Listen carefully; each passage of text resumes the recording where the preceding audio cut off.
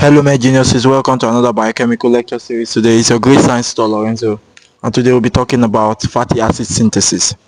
In my last video we finished the beta oxidation, which is fatty acid oxidation, alpha omega oxidation, then we did ketone body metabolism. So now we'll be doing fatty acid synthesis. So here in this one we'll be talking about how to synthesize fatty acid. So if you are new to my channel, make sure to subscribe and turn on your post notification button so that anytime I drop any video, you'll be sure to be notified. If you want me to make any video for you, drop it down in the comment section. I promise I'll make that video when I say it. So just make sure you stay to the end of this video because you will like it and you enjoy it, and also you send it to all medical students you know. So let us jump right into the video. So now, what is fatty acid synthesis? Fatty acid synthesis is a metabolic pathway which involves the formation of long-chain saturated fatty acids, which are stored temporarily for future energy production through beta oxidation. So the reason you are forming fatty acid, are you getting now, is to use them later for ATP formation. Are you getting now? So we have what we call saturated fatty acid. So example of saturated fatty acid, they are fatty acids that do not have double bond, they have only single bond. You have carbonic acid, you have butyric acid, you have stearic acid, you have palmitic acid. Again, now these are saturated fatty acids. So we want to make long chain saturated fatty acid which will be stored temporarily in the body, so that when we are starving or when we have not eaten, we can use that fatty acid to make ATP through beta oxidation. And it's usually at high consumption of carbohydrates. So we make intermediate of TCA. Are you getting now? Which will be bypassed for the purpose of fatty acid synthesis. So which means at high carbohydrate level. So it's not, apart from eating essential fatty acid, because essential fatty acid are fatty acid that your body cannot produce, so you take them through diet, except from taking food that are rich in fatty acid. Are you getting now? You can also make fatty acids from carbohydrates by bypassing some of the intermediate of TCA.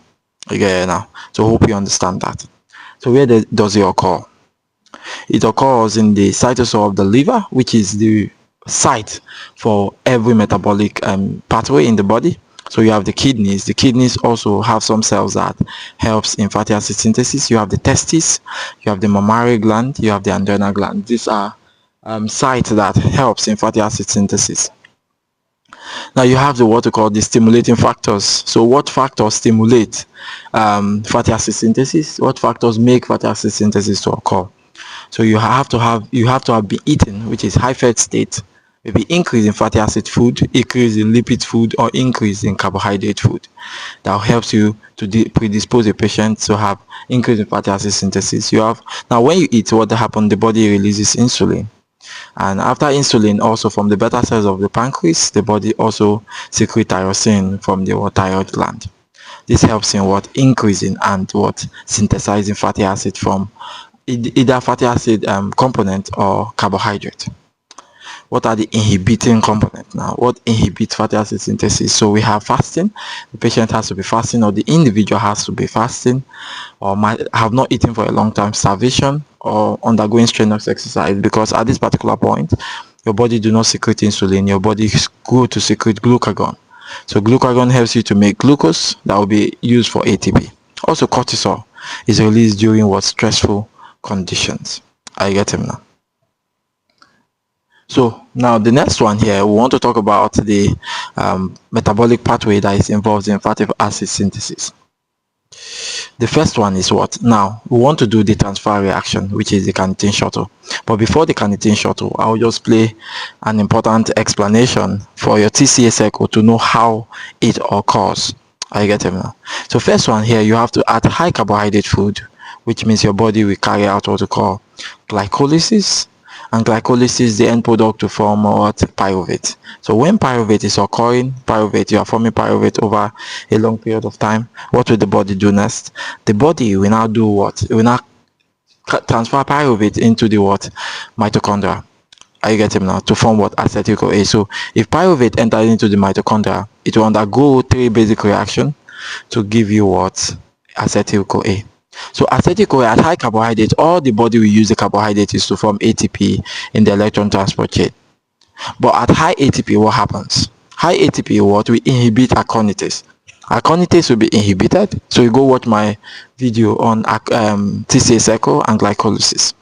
So at high ATP, aconitase will be inhibited 100%. Aconitase will be inhibited, thereby increasing citrate level, because aconitase is used for the conversion of citrate to isocitrate. So when you increase ATP, aconitase will be inhibited, increasing citrate in the body.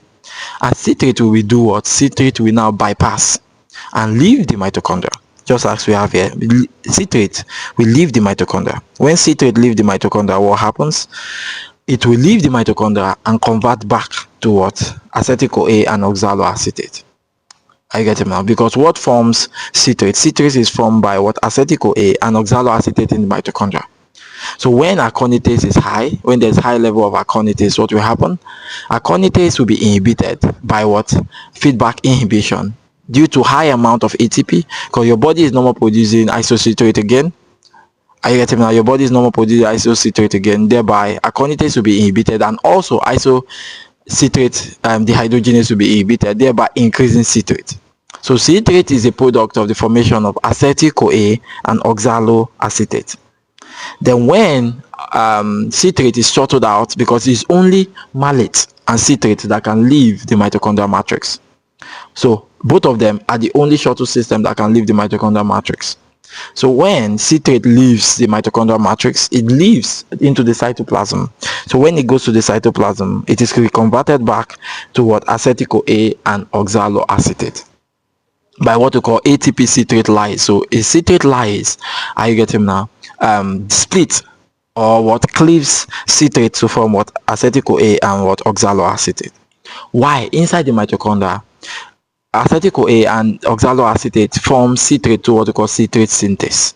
Are you getting now? Citrate synthase. So synthase in this particular point helps in condensation of acetyl-CoA and oxaloacetate. So when citrate leaves the mitochondria into the cytoplasm, what does it do?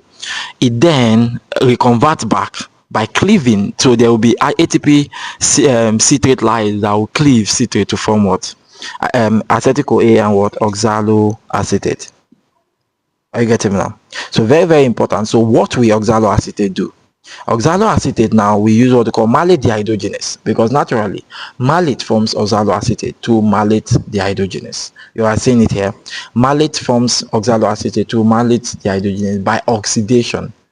Are you getting me now? But now oxaloacetate will form malate by what? Reduction.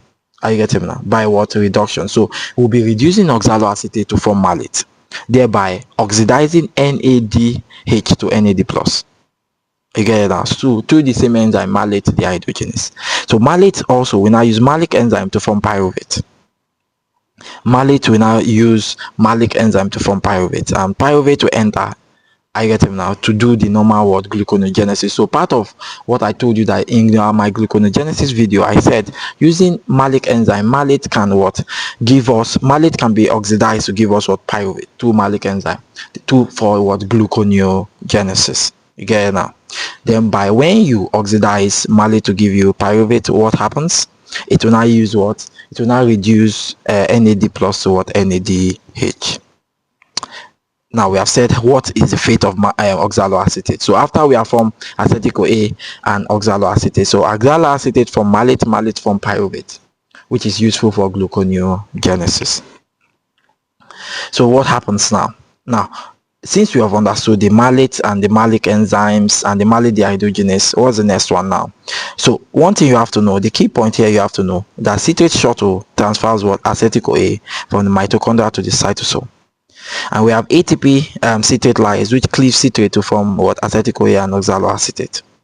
Oxaloacetate is converted to pyruvate and is returned back to the mitochondria, while malic enzyme generate NADPH in the what? Cytoplasm. So now, what happens to our acetyl-CoA? Because we have said the fate of what? Oxaloacetate. So what happens to what? Acetyl-CoA? Now, open your ear now. Acetyl-CoA now will be carboxylated. So we'll add CO2 to acetyl-CoA. I get him now. We'll add CO2 to acetyl-CoA. So carboxylation of acetyl-CoA will give us what? Malonyl-CoA. carboxylation of acetyl-CoA will give us what? Malonyl-CoA. So why are we carboxylating it? We are adding CO2. We are adding CO2. So when we add one carbon to acetyl-CoA, because acetyl-CoA is 2 carbon. So when we now add one carbon to acetyl-CoA, what happens? Will be forming what? Malonyl-CoA. I get him now, by acetyl-CoA carboxylase. Don't forget. Acetyl-CoA carboxylase. So acetyl-CoA carboxylase carboxylated what? Acetyl-CoA by adding what? Bicarbonate to it in the presence of ATP to form what? Malonyl-CoA. So what coenzymes are used here? We have vitamin B7, which is biotin, and we have the cofactor, which is magnesium. Are you getting now? So very, very important. This reaction you see now, it's a rate limiting enzyme. Are you getting now? So acetyl-CoA carboxylase is a rate limiting enzyme. Are you getting now? It's a rate limiting enzyme, and it is dependent on what? Biotin. So biotin, are you getting now, is the coenzyme you hear, while the cofactor is what? ATP and what? Magnesium. Are you getting me now? And also, since I say it's a rate limiting enzyme, it inhibits the carnitine transport. It inhibits the carnitine transport in what? Beta oxidation. So when you are increasing what? Acetyl-CoA carboxylase, when you are increasing carbohydrate food, what happens? You are bringing out acetyl-CoA carboxylase, which is inhibiting carnitine transport, so therefore reducing beta oxidation. Again, increasing carbohydrate food, increasing fatty food, increase citrate shuttle forms acetyl-CoA, acetyl-CoA forms Malonyl-CoA, increasing acetyl-CoA carboxylase. Acetyl-CoA carboxylase in the presence of biotin and magnesium inhibit carnitine transport, thereby reducing beta oxidation. Are you getting now? So I've explained that already. So after we have done carnitine shuttle system, we have formed Malonyl-CoA, and Malonyl-CoA, I told you, inhibit carnitine transport. The next one now is that Malonyl-CoA we form now, we'll keep it, or we'll use it later. So we will now use what we call the fatty acid synthase complex. Fatty acid synthase is a dimeric enzyme which involves the addition of 2 carbon per round. So this 2 carbon per round is added every time we undergo this reaction, because I'll tell you now, it's a dimeric enzyme. It has 2 parts. It have an ACP part and it has a cysteine amino acid part. An ACP part and a cysteine amino part. Are you getting now? So it's a dimeric enzyme which involves the addition of 2 carbon per round for the formation of what? Long chain saturated fatty acid. Are you getting now? So this fatty acid synthase complex contains a lot of enzymes we'll be talking out throughout here. So I told you it has an ACP part and it has a cysteine part. ACP part means acyl carrier protein. Acyl carrier protein. And on the downside, it has what we call a cysteine part. Cysteine, like cysteine amino acid, cysteine, cysteine part. A cysteine amino acid part. You get it now? So, but what is important for us here is the ACP part. Are you getting now? So one thing you have to understand, that one, it is a dimeric enzyme, and the work is to be adding what? 2 carbon per rounds.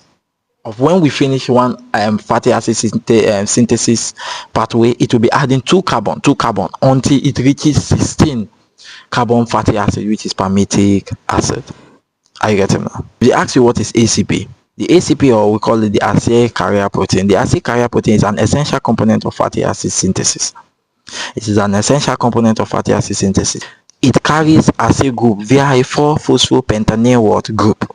It carries what? Acyl group via what? A 4-phosphopentanyl group, and it acts as a swinging arm within the what? Enzyme. Are you getting me now? That's what ACP is. Acyl carrier protein. It's an essential part of fatty acid synthesis. It carries acyl group via a 4-phosphopentanyl group, and it helps to swing the enzyme in the direction it wants. Are you getting me now?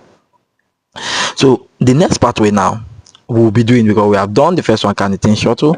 2, we have formed Malonyl-CoA. The next one here is now the acetyl-CoA. The acetyl-CoA we are bringing. What do?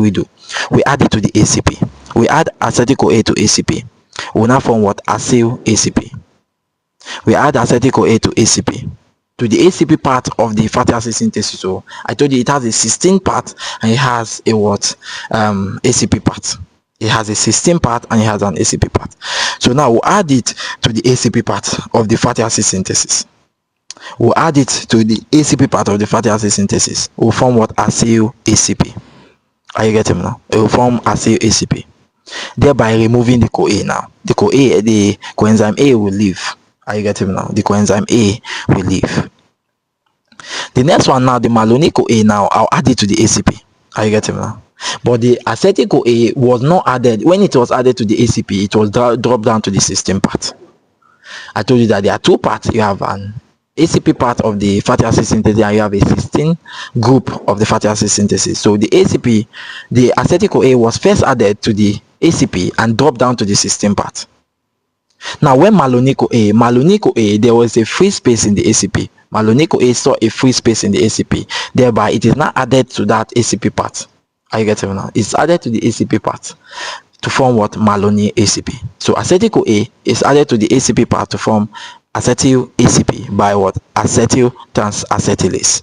Acetyl transacetylase. While Malonyl, the same thing. Malonyl is added to the ACP because it was free, because acetyl-CoA was dropped down to the cysteine part, leaving the ACP part free. So when Malonyl-CoA came, it added to the ACP part, and when it's added to the ACP part, it's formed what? Malonyl ACP by Malonyl transacetylase. Do you get it now? By Malonyl transacetylase. So now we have the ACP part. I get it now. The ACP part now contains a different point. It contains Malonyl, while the cysteine part contains what? Acetyl ACP. So we have Malonyl ACP and acetyl ACP by acetyl transacetylase and Malonyl transacetylase. Yeah, now. So this is the third and fourth reaction. After we have formed Malonyl-CoA, we add Malonyl to ACP to form Malonyl ACP by Malonyl transacetylase. We now add acetyl-CoA to ACP, first of all, to form acetyl ACP. Are you getting me now? And later drop it to the cysteine part to give root for Malonyl-CoA to add. Now, we now do the fatty acid synthesis proper now. Then what do? We condense both of them. Acetyl-CoA in the cysteine part, acetyl ACP in the cysteine part will now go up to meet the Malonyl ACP. So acetyl ACP and Malonyl ACP will come together. Acetyl ACP will condense with Malonyl ACP. So acetyl ACP is 2 carbon, Malonyl ACP is 3 carbon. Why? Because acetyl ACP, acetyl-CoA is 2 carbon. Malonyl-CoA was formed by the carboxylation of acetyl-CoA, making it 3 carbon. So when acetyl ACP and Malonyl ACP form, they will form what we call beta-keto-acyl ACP. Beta-keto-acyl ACP. Are you getting me now? Forming 4 carbon. So this is a decarboxylation reaction. Why? Because we are removing 1 carbon. So 2 plus 3 will give us what? 4. 2 plus 3 will give us 4 by removing 1 carbon. You get it now? So if I remove 1 carbon, I'll be forming a 4 carbon beta-keto-acyl ACP by the enzyme beta-keto-acyl ACP synthase. Beta-keto-acyl ACP synthase. So when I add acetyl ACP plus Malonyl ACP, I will form what? Beta-keto-acyl ACP by beta-keto-acyl ACP synthase, thereby releasing CO2 in the process, forming 4 carbons. Now I've condensed already, but on my condensation, I remove 1 ACP and I remove CO2. You get it now?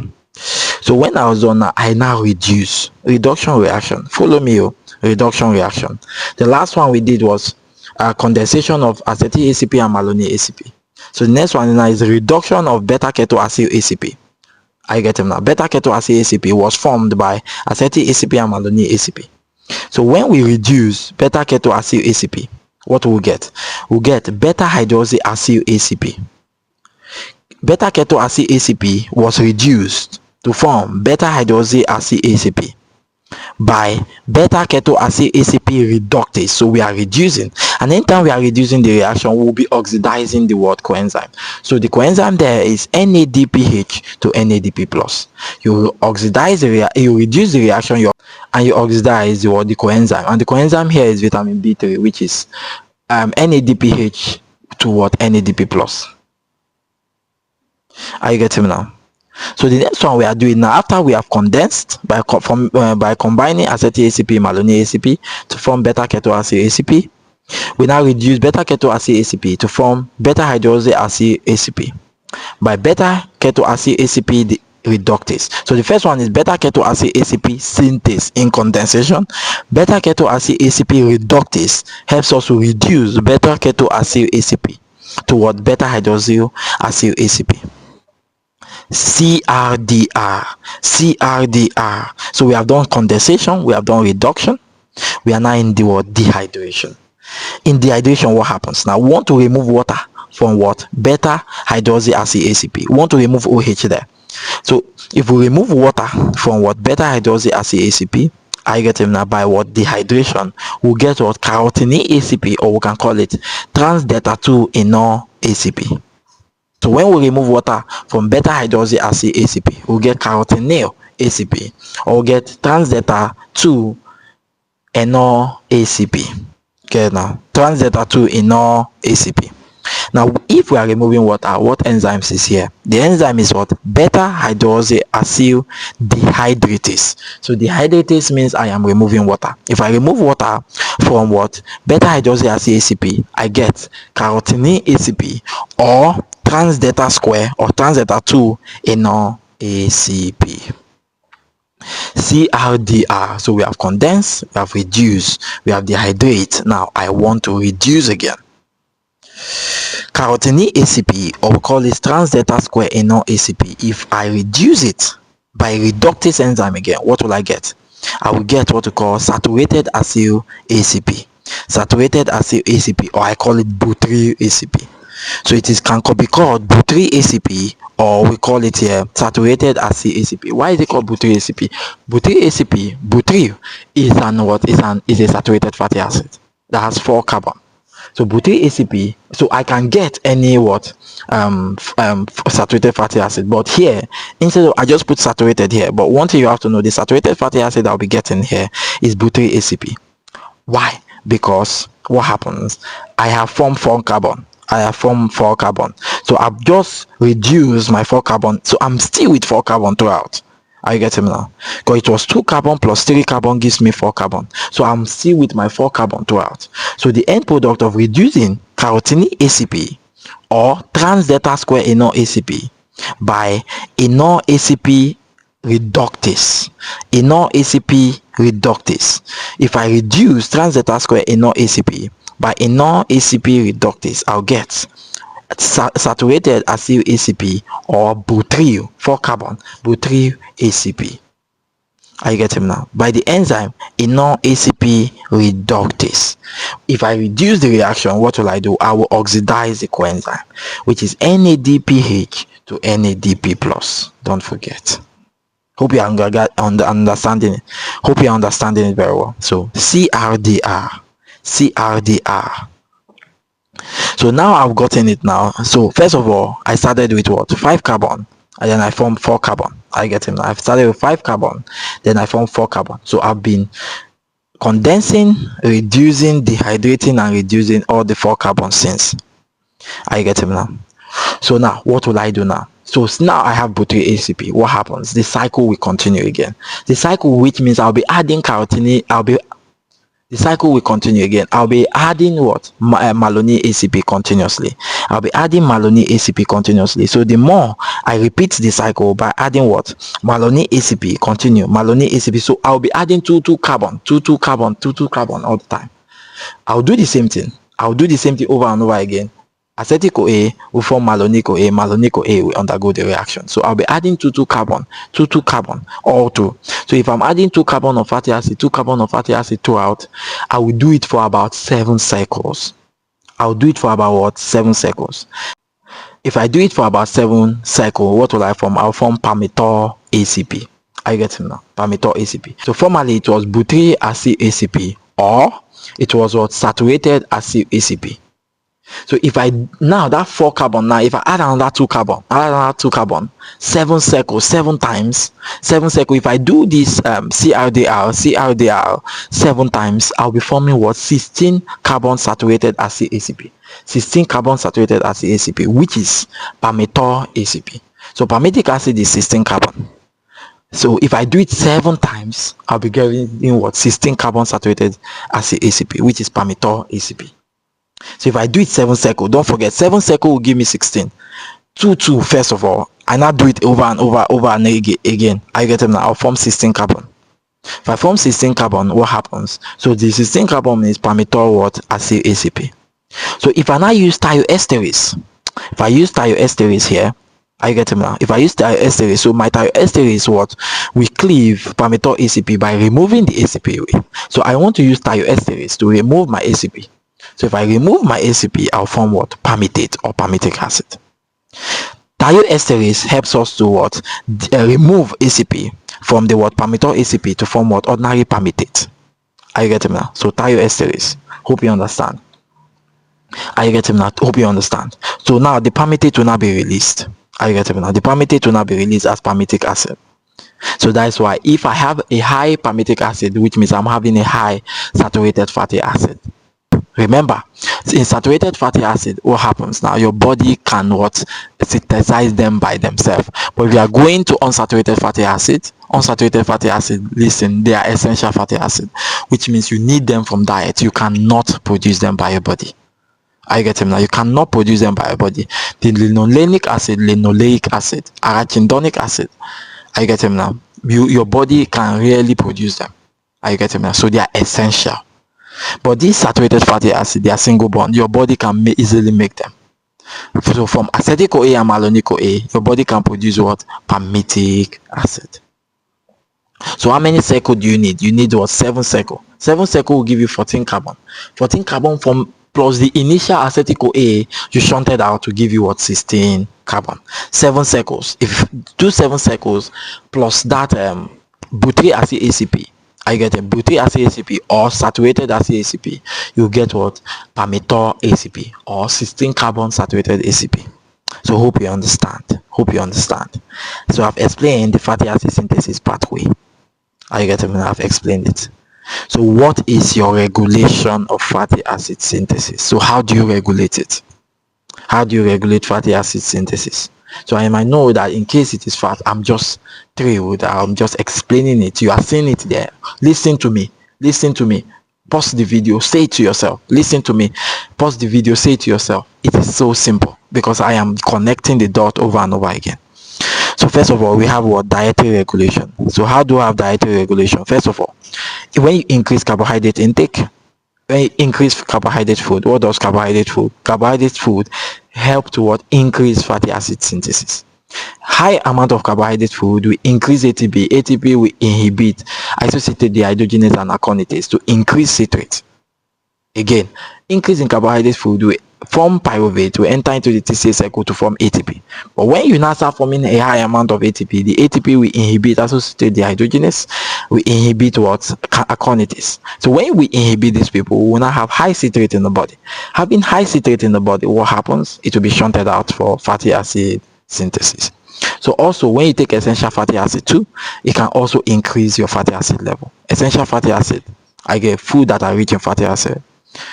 Also, but when you are not increasing fatty acid, so that means you are stimulating a high increase in what? Acetyl-CoA carboxylase enzyme. So when you increase acetyl-carboxylase enzyme, it will what? Inhibit the what? Beta oxidation, because acetyl-CoA carboxylase increases what they used to call it, increase Malonyl-CoA, and we know that by our biochemistry, Malonyl-CoA doesn't like carnitine. Malonyl-CoA will inhibit the carnitine shuttle. And what is the carnitine shuttle used for? Carnitine shuttle is used to transport activated fatty acid into the mitochondria for beta oxidation purpose. So when we inhibit carnitine transport, what happens? It will inhibit the whole process. You get it now? So, but when you fast, or you are starving, or you are doing strenuous exercise, your body will now use up those stored fatty acid for ATP instead of doing fatty acid synthesis. So fatty acid synthesis is when you are eating. But when you are fasting, your body doesn't need fatty acid synthesis. It will go to what?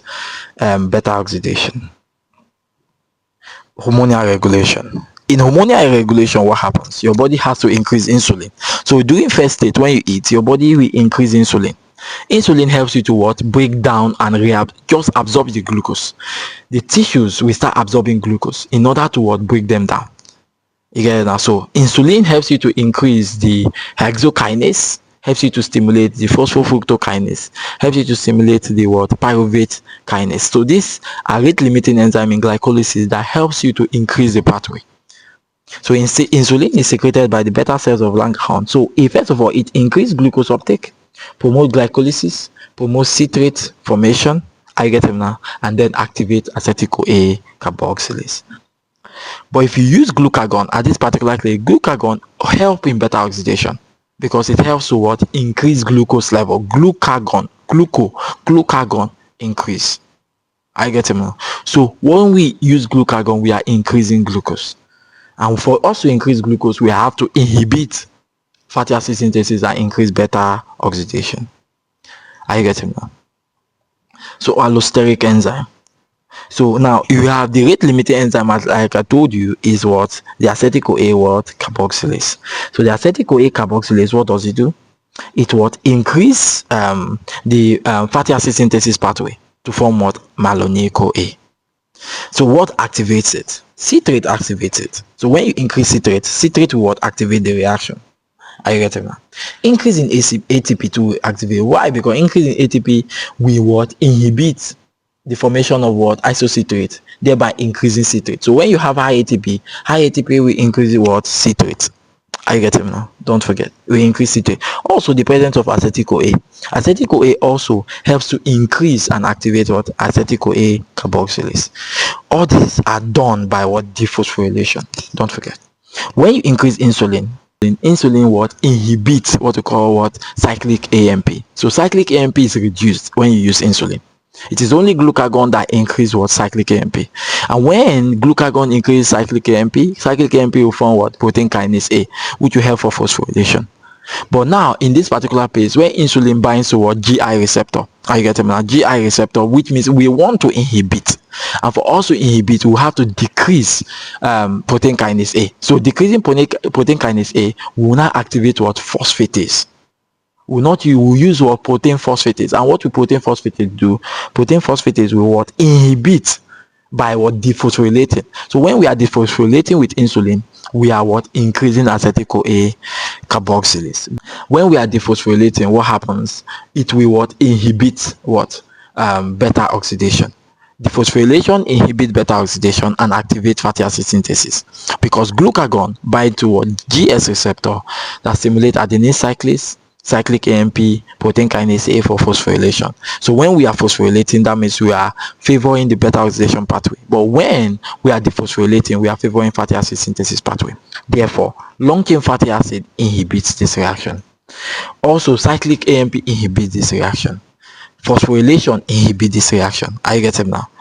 Do you understand now? So protein kinase A phosphorylates, which inhibits fatty acid synthesis. But protein phosphatase activates fatty acid synthesis. Hope you get what I'm saying. So we have done dietary, hormonal, and allosteric. So I hope it all made sense to you and you have understood everything I've talked about in the fatty acid synthesis. We said fatty acid synthesis is the formation of a long-chain saturated fatty acid so that it will be stored for the purpose of beta oxidation. It occurs in the what? Liver, kidneys. It occurs in any place that uses fat. The testes, mammary gland, these are places where fat are too much. And what synthesize the reaction? It is what? First state, insulin tyrosine. Why? Fasting, starvation, strenuous exercise, presence of glucagon, cortisol inhibits it. And again, I told you that first of all, you have to have a high carbohydrate or high fatty food to stimulate fatty acid synthesis, because citrate will be high, leaving the mitochondria. When it leaves the mitochondria, it reconverts back to oxaloacetate and acetyl-CoA. When it's converted to oxaloacetate and acetyl-CoA, acetyl-CoA will be carboxylated to form Malonyl-CoA and induce your CRDR. CRDR is condensation, reduction, dehydration, reduction. Condensation with what? Ketoacyl what? Synthase. Reduction with ketoacyl reductase. Dehydration with what? Beta hydroxybutyl dehydratase or inert ACP dehydratase. Do you get that? So I hope you understand all these things after. So go back, read it over and over again. So if you are new to my channel, make sure to subscribe and turn on your post notification button so that anytime I drop any video, you're sure to be notified. If you want me to make a video for you, drop it down in the comment section. I promise I'll make that video for you. You see how easy fatty acid synthesis is. So next we'll be going into what? Fatty liver. Are you getting me now? So when there's excess fatty acid synthesis, it will lead to what? Fatty liver. So it is an important topic you have to move to, because we have done ketosis. Ketosis is also a sign of fatty liver. So move to fatty liver and watch fatty liver. Bye bye.